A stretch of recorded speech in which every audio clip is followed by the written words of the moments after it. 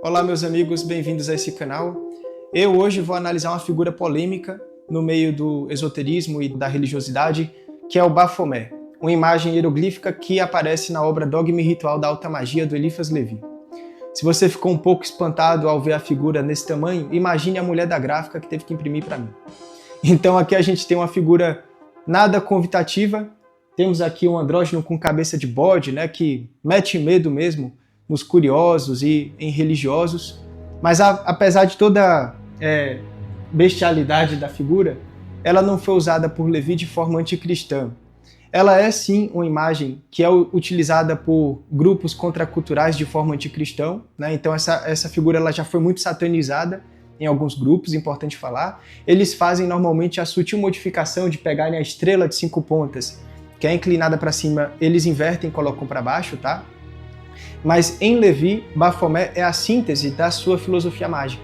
Então ele é o reflexo do seu pensamento, da sua teoria mágica que está atrelada ao conceito de luz astral. Então em Levi, Baphomet ele não se torna uma figura satânica. Ele se torna, querendo ou não, diabólica em termos mundiais, e a gente vai falar nesse vídeo por que naturalmente temos medo de olhar uma figura assim de bode, com chifres, né? Isso, querendo ou não, vem das mitologias, tá? Mas aqui em Levi temos uma figura importante para compreender o seu pensamento, com vários microelementos, como os seios, os gestos, o caduceu, a cabeça, a estrela, os chifres, a tocha, as luas, as asas. Iremos nesse vídeo analisar esses elementos também.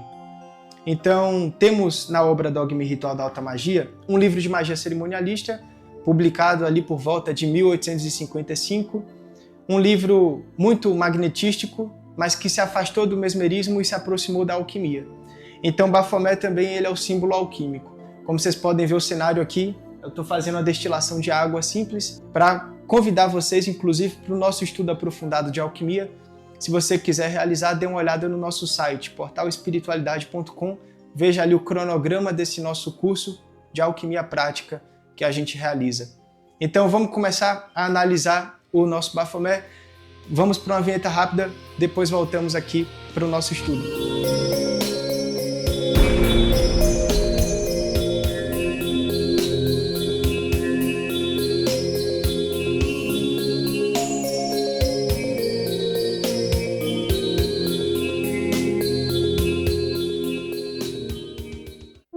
Baphomet é tido historicamente como um símbolo monstruoso que assombrava a imaginação da Idade Média. Baphomet é utilizado por Levi como um símbolo imaginativo para caracterizar a teoria mágica de um conceito magnetístico que é a luz astral. Levi enxergava Baphomet como um símbolo panteístico universal. E ele é uma figura histórica. Ele tem a sua faceta escultural, ele tem a sua faceta de pintura, de lendas, e alguns conspiradores dizem de que muitos desses Baphomets históricos eles contribuíram para a criação do Baphomet de Levi, que é essa imagem que a gente consegue observar. Um dos exemplos clássicos que os pesquisadores trazem é a igreja de Sainte-Mère, que fica em Paris, ali criada em 1500, 1550, em homenagem ao eremita Sainte-Mère, que viveu naquela região durante o século VIII. A igreja é muito bonita, no seu interior temos ali elementos artísticos, incluindo pintura, escultura, vitral, enquanto que do lado de fora temos uma arquitetura gótica mais extravagante. Mas por que estamos falando dessa igreja em especial? Porque se você reparar bem, existe uma figura mítica no topo do portal oeste que parece muito com o Baphomet. Essa figura pode ser chamada de o demônio de Sainte-Mère, e ela foi criada por um arquiteto neoclássico francês chamado Hippolyte God. E ele, entre o período de 1843 a 1844, estava liderando a reforma da igreja, que tinha sido gravemente danificada durante a Revolução Francesa. Essa figura, na verdade, é uma gárgula, e as gárgulas eram muito comuns na Idade Média. Elas eram monstros de pedras que eram colocados nas catedrais antigas como símbolos de proteção e purificação contra as forças do mal, mas também lembravam aos fiéis a existência dos demônios e da urgência da fé. Levi nasce em 1810 e morre em 75, então provavelmente ele deve ter se inspirado por essa escultura criada por Hippolyte para criar o Baphomet da obra Dogma e Ritual da Alta Magia. Talvez essa escultura do demônio de Saint-Merry seja aquilo que tenhamos de mais próximo da figura que vemos em Dogma e Ritual da Alta Magia. Se você colocar as duas, uma do lado da outra, você percebe sim certa semelhança. Claro que Levi depois ele vai acrescentar mais símbolos ali no Baphomet, até porque, como a gente falou, o Baphomet ele vai representar a filosofia dele. Então existem outros pontos que a gente depois vai abordar nesse vídeo. Eu não acredito que aquela escultura teve alguma intenção oculta por trás do arquiteto. Acho que era simplesmente uma gárgula que foi colocada ali e de fato inspirou Eliphas Levi para criar o Baphomet. Além das esculturas que vemos e até pinturas também, que depois a gente pode vir a falar, o Baphomet ele se tornou uma entidade viva e diabólica, porque separou grupos importantes da igreja e do povo. E aqui eu estou me referindo aos templários. Os templários eles foram acusados de idolatria a esse falso ídolo Baphomet. Mas por que isso foi tão grave, né, na concepção histórica? Porque eles eram como monges cavaleiros que seguiam os mandamentos da igreja e defendiam os peregrinos que buscavam viajar para a Palestina. Então acaba se tornando algo muito grave um grupo militar criado para proteger o povo e seguir a igreja se envolver com esse tipo de coisa. E ele vai começar a falar sobre isso ali no Dogma e Ritual da Alta Magia, quando ele questiona a relação dos templários com Baphomet. Ele vai falar o seguinte: os templários adoraram realmente Baphomet? Deram um beijo humilhante na face posterior do bode de Mendes? Qual era, pois, esta associação secreta e poderosa que pôs em perigo a igreja e o Estado, e que matam sem ouvi-la? Nada julgueis levianamente. São culpados de um grande crime. Deixaram os profanos verem o santuário da antiga iniciação.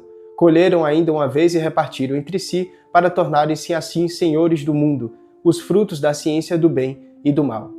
Se você assistiu o nosso último vídeo, você deve ter visto a análise do Grande Arcano, que ele trabalha na obra O Ocultismo Revelado. O Grande Arcano é um simbolismo que resume essa ideia da ciência do bem e do mal para a descoberta de percepções maiores na filosofia de Levi. Dê uma olhada no nosso último vídeo se você ainda não assistiu. Ele também cita nesse trecho do livro o bode de Mendes, que foi uma divindade do Egito, mas que não era um bode, e sim um carneiro. Mendes foi uma divindade então do Antigo Egito que era tido como Ba, senhor de Mendes, que era, nesse caso, uma cidade antiga no Egito. Ba, segundo a mitologia egípcia, era o aspecto da alma que perdurava após a morte do corpo e poderia no submundo retornar à vida física. Os egípcios constantemente zoomorfizavam seus deuses porque acreditavam de que eles poderiam se transformar em homens ou animais. Falcão, gato, crocodilo, vaca, leoa, babuíno, porco, hipopótamo, tinham vários animais que foram transformados em entidades segundo os egípcios. E eu duvido você falar isso rápido. Falcão, gato, crocodilo, vaca, leoa, babuíno, porco, hipopótamo.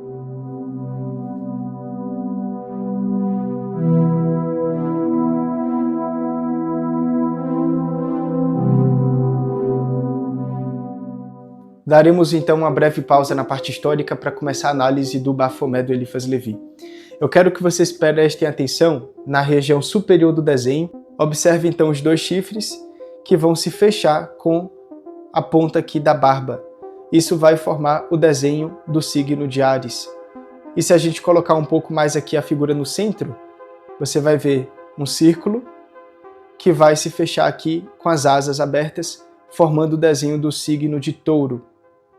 Então identificamos dois símbolos ali iniciais no Baphomet. Primeiro, os dois chifres que são puxados para a barba e depois a parte circular na região de baixo que pode ser puxado ali pelas asas. E aqui temos a criação de dois signos que vão demarcar os meses de abril e de maio, que vão ser meses importantes na alquimia, porque é o período de colheita do orvalho. Áries sendo fogo cardinal, Touro sendo terra fixa, o Áries ele representa quando o céu entrega para o alquimista, o espagirista, o orvalho, que também era chamada de água celestial ou espermática, né?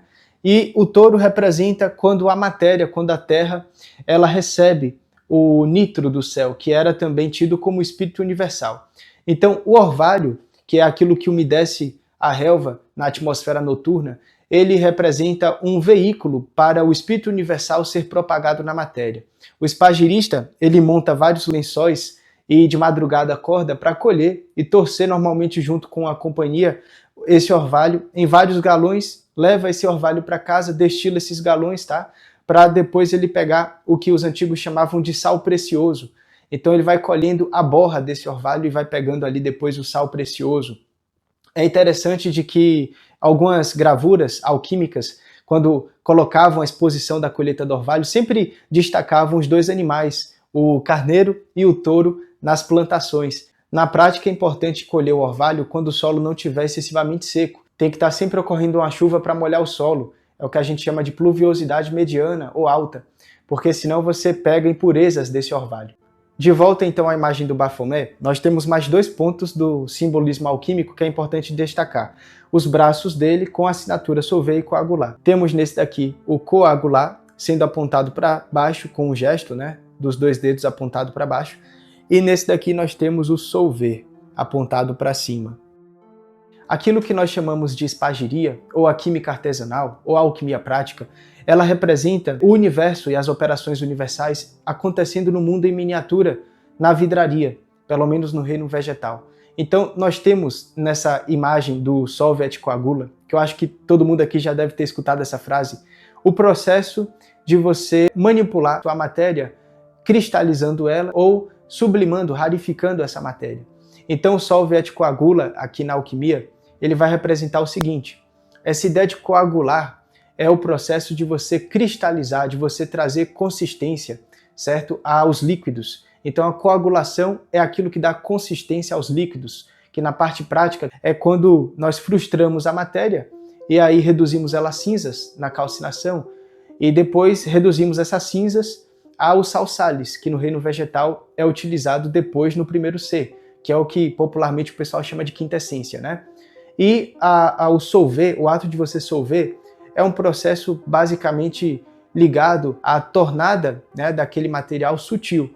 Então, na alquimia a gente consegue tornar coisas, digamos, sutis mais densas ou podemos tornar coisas densas mais sutis.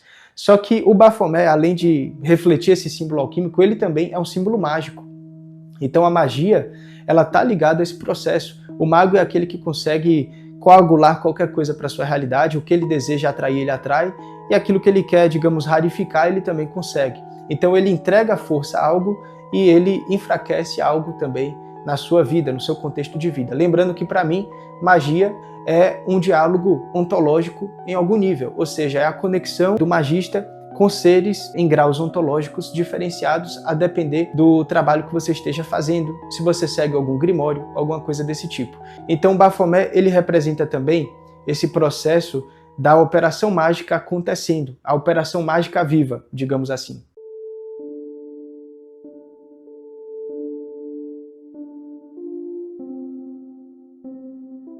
Voltando à ideia dos Templários e Bafomé, Levi fala isso brevemente lá na Chave dos Grandes Mistérios, que os Templários eles eram menos culpados por cultuarem Bafomé e mais culpados por terem revelado essa imagem aos profanos. E ele finalmente nos confirma em Dogma e Ritual da Alta Magia de que sim, na nossa convicção profunda, os grãos-mestres da Ordem dos Templários adoravam Bafomé e os faziam adorar pelos seus iniciados. Importante frisar aqui de que os Templários tinham 2 doutrinas, uma que era oculta e reservada aos mestres, que era chamada de Joanismo, associada aos adeptos e vinculados à cabala gnóstica, certo?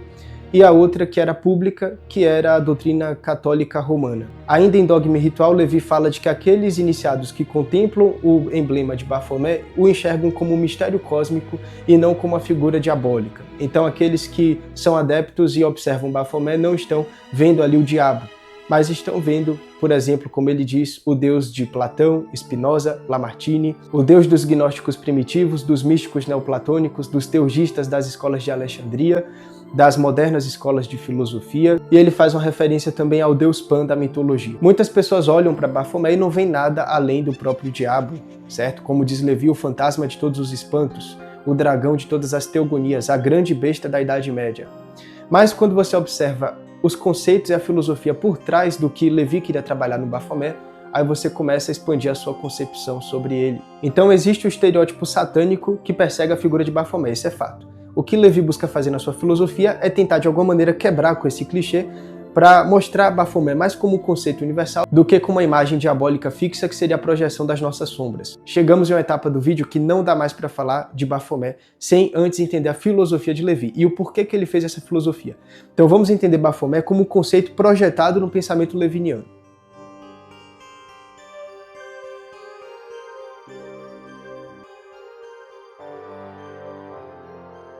Iremos agora então falar do pensamento de Levi, entendendo a estrutura da sua filosofia para depois a gente entrar nos conceitos e compreender a ideia de Bafomé dentro dessa filosofia. O Levi, ele acreditava de que por trás de todas as religiosidades que vemos no nosso mundo, existe uma verdade essencial única. Teologicamente, era o dogma universal. Dogma, na teologia, é um princípio fundamental indiscutível, que vai ali trazer estrutura e base para o pensamento religioso que está sendo colocado. Muita gente, inclusive, não entende quando ele coloca, né, o título ali, Dogma e Ritual da Alta Magia. É porque o ritual seriam as cerimônias, a prática, os cultos, e o dogma seria a filosofia por trás. Sendo magia filosofia aplicada, é claro que precisamos antes entender a filosofia para depois aplicá-la. Então, o Levi ele acreditava nesse único dogma universal verdadeiro. Ele chama isso, na história da magia, de uma antiga lembrança do absoluto científico religioso. Ele gostava de unificar ciência e fé porque ele acreditava de que, por mais antagônico que isso se projete e se desdobre na humanidade, fazia parte da realidade como um todo observar os fenômenos religiosos também de uma forma científica, de forma fundamental. Então ele procurou também na sua filosofia ter esse trabalho. O Levi, ele tinha uma característica que eu gosto muito. Sempre que ele falava de um determinado grupo, uma filosofia, uma religião, ele usava os termos daquele grupo. Então, quando ele falava dos cabalistas, ele usava os termos cabalísticos. Quando ele falava da alquimia, ele usava termos alquímicos, né? Quando ele falava de qualquer filosofia, ele usava os termos daquela própria filosofia. E por que isso se torna relevante para nós? Porque ele acredita de que, a partir desse único dogma verdadeiro, que ele também chama de sabedoria eterna, nós tivemos as gerações, o tempo que foi passando e os primeiros homens que morreram, que eram homens que entendiam essa verdade absoluta, que tinham uma relação íntima com essa verdade, eram como os protetores ou guardiões dessa verdade única, mas que eles perderam a chave. E isso fez com que essa verdade única ela fosse dissipada em várias religiosidades. Inclusive, ele trabalha o símbolo do pentagrama como uma das maneiras de descrever esse processo. É como se a parte que representa a cabeça no corpo humano fosse a verdade única, que tem aqui a ver com o lado inteligível, com o intelecto, certo? E os braços e as pernas, as religiões dissipando essa verdade no mundo. Seria possível, então, em um mundo confuso, com tantas religiões e sistemas, seria possível nós descobrirmos a verdade? Porque cada canto fala uma coisa diferente, né? Mas seria possível nós descobrirmos a verdade? Segundo Levi, esse é o trabalho do iniciado. O trabalho do iniciado, segundo Levi, é diferenciar luz de reflexo. Se você diferenciar luz de reflexo, você está fazendo o seu processo, o seu trabalho de iniciação, de evolução, digamos assim. E o que é que isso significa, luz e reflexo? Muito simples, tá? Muito simples da gente entender. Vamos ter aqui o nosso mundo, tá? E o nosso mundo físico, ele vai ser imantado do que ele chama de luz astral. Só que a luz astral, ela nasce a partir da luz universal. Então imagina de que a luz universal, quando toca no mundo, se torna luz astral e imanta a nossa realidade. Então a nossa realidade terrestre é imantada de luz astral. Quando a gente fala da luz astral, nós estamos falando de um arcabouço, de um caudal de imagens que vão estar ligados à construção do desenvolvimento humano. A gente vai entender a luz astral como um princípio de um mecanismo cego, né, uma força cega, que segue leis, inclusive, imutáveis, leis matemáticas, mas que está subordinada às vontades. Isso pode constituir ou não um problema, porque o Levi ele trabalha essa ideia de neutralidade na luz astral, então ela é uma força que, se for direcionada pelas vontades, a vontade que sabe mexer nas cadeias, segundo ele, lembrando, a vontade é um dos atributos do mago, e a vontade representa a alma física dos 4 elementos. Essa é uma outra ideia, um outro conceito que a gente vai trabalhar. Quando você movimenta, certo? A luz astral, ela tende a seguir o seu movimento. Então se torna crucial a filosofia, o dogma, para você se tornar ético, para você de algum modo se tornar uma pessoa que não vai fazer o mal, certo? Porque as mesmas imagens que podem ser utilizadas para o bem, podem ser também utilizadas para o mal. Alguns trechos de Levi são vistos até com uma certa ambiguidade por alguns pesquisadores, porque ele cita imagens que, ao mesmo tempo que foram utilizadas de forma, digamos assim, diabólica, mas elas também foram utilizadas como princípio de liberdade ou salvação. Então, o Levi ele tinha essa preocupação de observar o comportamento das massas como se fosse, de fato, algo associado ao mecanismo também da luz astral. Quando o Levi ele fala da luz astral, ele está tentando descobrir o quê? Qual era o objetivo dele? Ele estava tentando descobrir a força por trás do magnetismo. Então, a luz astral é como a força por trás do magnetismo. Ele não tinha um interesse apenas no magnetismo clássico. Ele tinha interesse na força por trás desse magnetismo. Luz astral é um conceito martinista que ele pega de escritos ali daquele período que ele estava estudando, né, esse tema, e ele desenvolve a sua teoria mais completamente com as suas próprias descrições. Outros autores também vão falar de luz astral, só que com algumas pequenas modificações, que é o caso, por exemplo, da Blavatsky. Então, se você pega a luz astral aqui em Levi, ela vai constituir a solução de uma busca, que era a força por trás do magnetismo, mas ao encontrar essa luz astral, esse resultado, ele constitui um problema. Porque ele vai dizer de que a luz astral, sendo a imantação das almas das coisas, ela está saturada de imagens.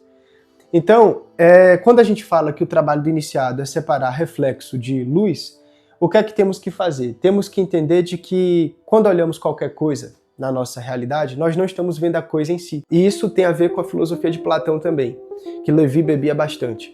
Quando você olha qualquer coisa no nosso mundo, você não está vendo a coisa em si. Você está vendo a cópia, o símile que você criou daquela coisa na sua mente. E você se relaciona com esse símile, certo? Você não se relaciona com a coisa verdadeira em si mesma. Mas nós conseguimos nos relacionar com o símile que nós capturamos daquela coisa. Então você faz meio que uma impressão, para quem já leu Teeteto, né? Ali de Platão, Sócrates fala sobre a tábua de pedra, né? Que você imprime ali os símiles das coisas e você se relaciona com esse símile, certo? Então Levi ele trabalha essa ideia de que, na verdade, tem a luz original e tem um reflexo dessa luz. Os objetos eles estão imantados dos reflexos da luz original que advém aí de processos mais primais, mais ligados à fonte. Então o princípio ele é muito interessante quando a gente pensa realmente numa luz que vai assumindo um distanciamento e vai degradando, certo? Durante o caminho, em diferentes objetos. Esse mesmo princípio da luz astral, essa é a parte mais interessante. Ele vai gerar um movimento que vai fazer as almas encarnarem. Então, se a gente fosse até falar de um modo mais assim poético, né? É como se os mundos fossem deuses adormecidos, as almas entram em seus imaginários, penetram em seus sonhos e tentam acordá-los, de alguma maneira, de suas próprias fantasias, no sentido de que nós entramos nas confusões das imagens produzidas pela humanidade. Nascer, portanto, é atualizar o mundo, porque eu pego de todas as camadas da mentalidade humana, das emoções humanas, de toda a astralidade, tudo que compõe a vida humana, aqui é no sentido, claro, mais metafísico. E quando eu nasço, né, em um corpo, que é uma terra erguida, eu também estou destacando e acendendo o material que foi produzido nesse próprio mundo ao longo dos tempos. Nós já nascemos com certas impressões, já nascemos com certos carimbos desse caudal imaginário que foi aqui presente na luz astral. Então a luz astral, além desse princípio de ser, certo, um mediador plástico, uma força cega que é subordinada às vontades, tanto para o bem quanto para o mal, ela também se torna uma maneira da gente estudar o próprio mundo e observar o movimento das imagens do nosso planeta. Então, eu sei que é bastante abstrativo esse tema. Levi era um gênio metafísico, né, lembrando, mas sempre que falamos de luz astral, estamos falando justamente da posição que o mago, que o iniciado, ele tinha perante essa luz. Só que o que é que era importante desse mago ele ter? Ele precisa, de algum modo, se isolar. Porque se você se massifica, você perde a sua força. Semelhante, por exemplo, a própolis em gota, quando você está com dor de garganta, né? E aí você vai tomar uma própolis em gota, ela é muito forte. Se você pinga uma na língua, você já sente a acidez que ela promove. Mas se você pega uma gota de própolis e pinga numa água, de uma tigela ali de água, você, né, dissolve aquela potência. E se você beber toda a água da tigela, você nem vai, talvez, sentir a própolis. Isso acontece com todas as coisas que, com sua identidade, né, ao mergulharem nas massas, elas perdem as suas potências. Então Levi ele falava do mago se isolar para recuperar essa potência, certo? Que estava antes massificada. E com essa potência ele se vê como uma entidade que vai ser capaz de movimentar a luz astral. Ele cita em Dogma e Ritual da Alta Magia claramente o movimento instrumentário, né? Porque se o mundo ele é um veículo para a luz universal, que ao tocá-lo se torna a luz astral, os instrumentos do próprio mundo também se tornam maneiras de nós nos relacionarmos ontologicamente. Então, o Levi ele fala o seguinte: para você fazer o processo da iniciação, separar luz de reflexo, você tem que se isolar para recuperar sua potência, e nesse isolamento você precisa vencer a si mesmo, que é o básico do básico. Você precisa transcender os seus vícios, as suas paixões. Não deve ser escravo das paixões do mundo, certo? E isso é uma tarefa difícil. Ele falava, inclusive, que o mago era aquele que precisava de instrução e de vontade. Você tem que ter vontade, né, e tem que ter instrução. Instrução para ver sentido naquilo que você vai realizar em termo prático. A magia, portanto, é o sanctum regnum, não é um sacerdócio vulgar. E o sacerdócio da magia não tem o intuito de debater com os príncipes deste mundo. Então, para resumir o pensamento, temos a luz primordial, certo? Que é veículo de todas as ideias, mãe de todas as formas, e ela vai transferindo essas formas de emanação a emanação. Quando isso alcança a Terra, já está diminuída a sua potência devido ao grau de densidade dos meios.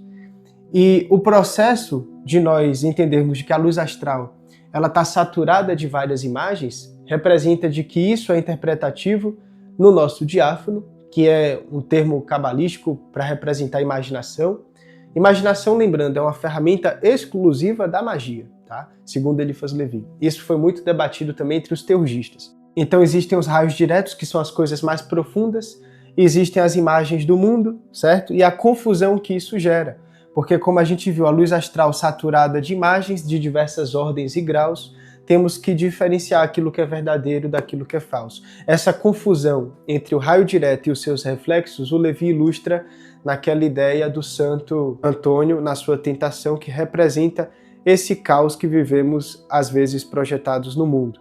Retratado, inclusive, muito bem pelo pintor Hieronymus Bosch, do quadro Tentações de Santo Antônio. E aí nós podemos questionar, será que a magia é para todos nós? Bom, Levi fala de que o homem ele ama suas ideias e tem medo de perdê-las. E assim ele não progride até a sua vontade. Isso também ele comenta de que sem reforma não tem realização, não tem vontade. Então basicamente entendemos de que esse trabalho, né, de você se desmassificar em busca do luminoso, capaz de ser compreendido intelectualmente para ser praticado a partir das cerimônias, é um processo que é muito exclusivo. Não são todas as pessoas que vão se interessar, e aquelas que se interessem talvez não vão ser todas aquelas que vão, sei lá, conseguir fazer ou conseguir realizar.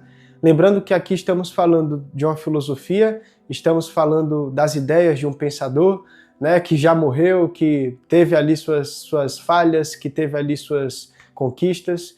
Eu quero que você deixe aqui nos comentários o que você pensou sobre essa filosofia e sobre tudo que a gente está falando aqui nesse vídeo. Vamos então para a nossa última análise, trazendo os outros elementos da gravura do Baphomet.